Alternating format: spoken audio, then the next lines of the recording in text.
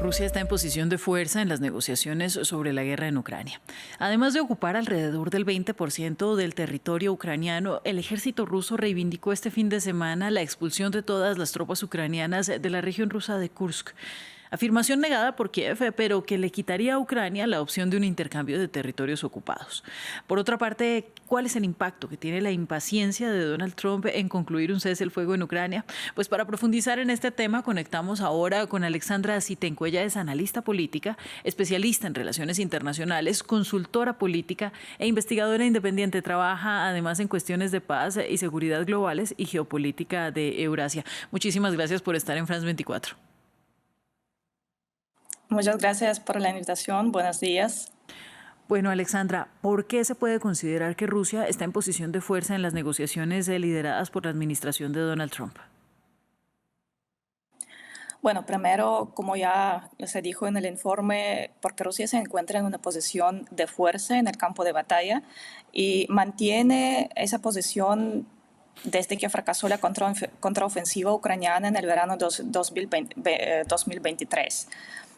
Recientemente el Estado Mayor ruso anunció que el ejército ruso junto con las tropas norcoreanas, ahora está confirmado que ellos participaron de verdad en esa operación, han liberado completamente la región de Kursk, que Ucrania había ocupado parcialmente el año pasado. Y con eso Kiev pierde su última carta que podía jugar en las negociaciones.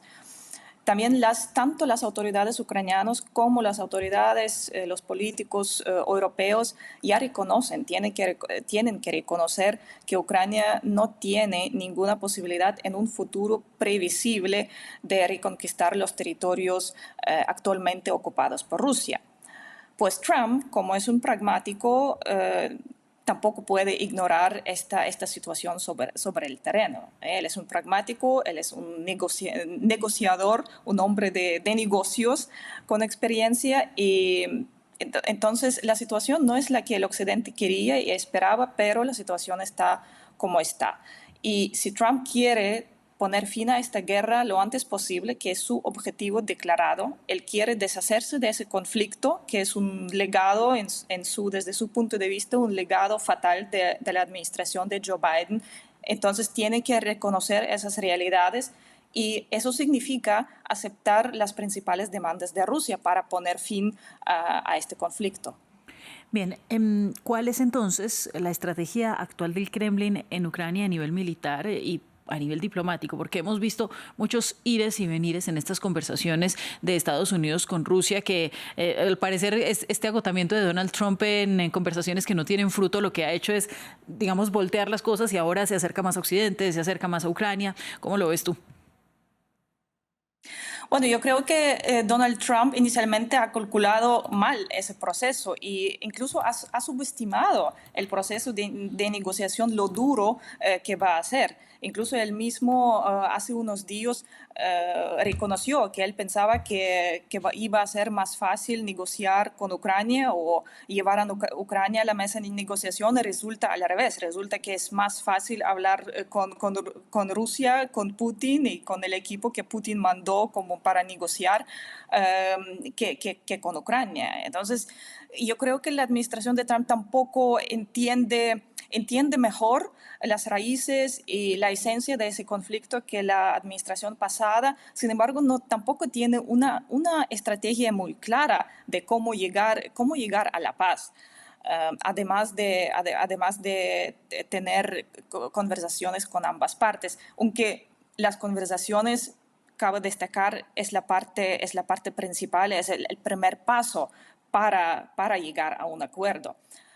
Respecto a tu pregunta, a nivel militar, yo creo que para Rusia, todavía se trata de ocupar por completo las 4 regiones que Rusia declaró anexionadas en otoño 2022, pero que todavía no las controla por completo. Entonces, es usar esta operación, ese empuje para hacer presión sobre Ucrania.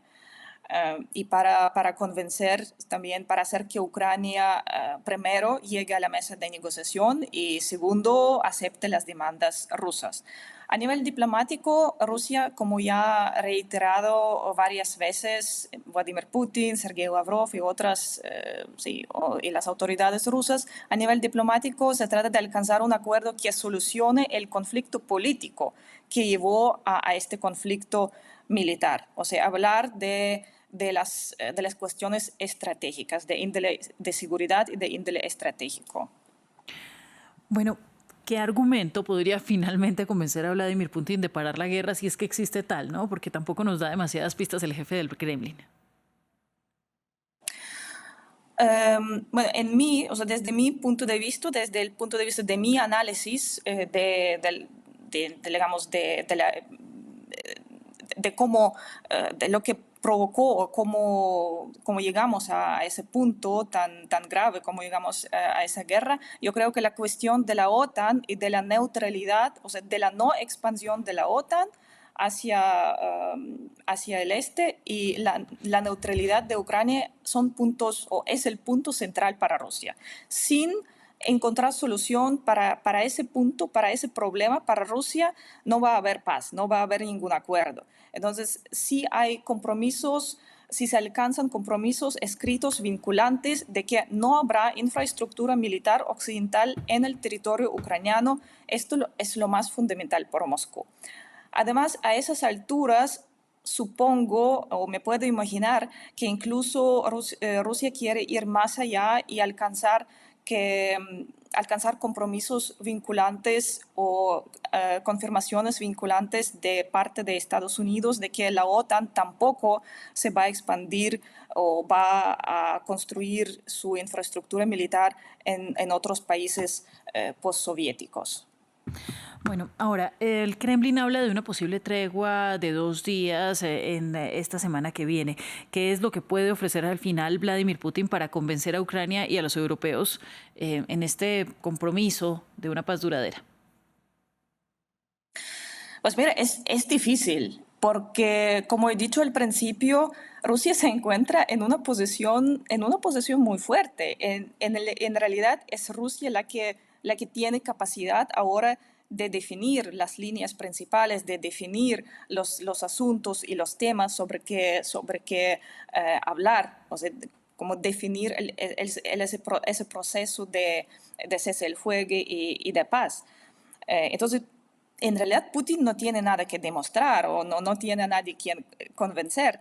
Sin embargo, yo diría que la buena voluntad de Rusia, de Putin, se demuestra actualmente con el hecho de que hay conversaciones con Trump, hay conversaciones ya desde hace por lo menos 2 meses con la administración de Trump. Además, es también importante que Rusia está ahora dispuesta a aceptar un alto el fuego a lo largo de la línea actual del frente. O sea, Putin ha indicado su disposición de abandonar las exigencias de Rusia de que Ucrania se retire de las regiones anexionadas por Rusia, que Rusia no controla por completo. Sin embargo, Rusia tenía esa demanda de que las tropas ucranianas se retiren por completo. Ahora Rusia está dispuesta, digamos, a enfriar la guerra en la línea actual. O sea, es una concesión y yo creo que es posible. Las concesiones territoriales en general son posibles, sobre todo en lo referente a las regiones de Zaporizhia y de Gerson. Bueno, debe haber y tendrá que haber garantías mutuas. Yo creo que el punto clave es garantías de seguridad mutuas. Por ejemplo, como ya he dicho, respondiendo tu otra pregunta, que Rusia necesita garantías de que la OTAN no va a expandirse a los países postsoviéticos, al espacio postsoviético, sobre todo a Ucrania. Entonces, que Ucrania va a mantener un estatus como país neutral. Garantías por parte de Rusia, a cambio es que Rusia no va, y por escrito es que Rusia no va a iniciar conflictos o no va a agredir otros vecinos, ¿sí? Ni a Ucrania, o de nuevo, ni va a iniciar provocaciones militares tampoco en otras regiones, en otros países. Ese tipo de acuerdo me parece probable y me parece que bien lógico. Luego también muy importante para Rusia es el ámbito económico. Por ejemplo, restablecer el suministro de gas fiable hacia Europa a cambio de que los europeos y los estadounidenses relajen las sanciones económicas. Bueno, y muy rápidamente para cerrar, Volodymyr Zelensky ha insistido mucho en que no cederá territorios, especialmente Crimea. Sin embargo, el escenario parece diferente. ¿Cederá? Bueno, yo creo que tendrá que, porque para Rusia Crimea es un tema que no es negociable para Rusia. Y yo no veo cómo Ucrania puede convencer a Rusia a hablar sobre ese tema. Lo máximo posible sería lo que se acordó en abril 2022 en el Tratado de Istambul, dejar la Crimea como un tema aparte y volver a hablar sobre ese tema en 15, 20 años. Pero a esas alturas yo creo que Rusia va a decir que Crimea es un tema que no es negociable. Pues bien, muchísimas gracias. Es Alexandra Zhitenko, analista política y especialista en relaciones internacionales, por seguir ampliando esta conversación, y veremos lo que sucede esta semana en medio de las mediaciones, valga la redundancia, de Estados Unidos. Que tengas un feliz día. Gracias a ustedes. Buen día. Vamos a hacer una pausa, ya regresamos con más. Sigan con nosotros en Directo América.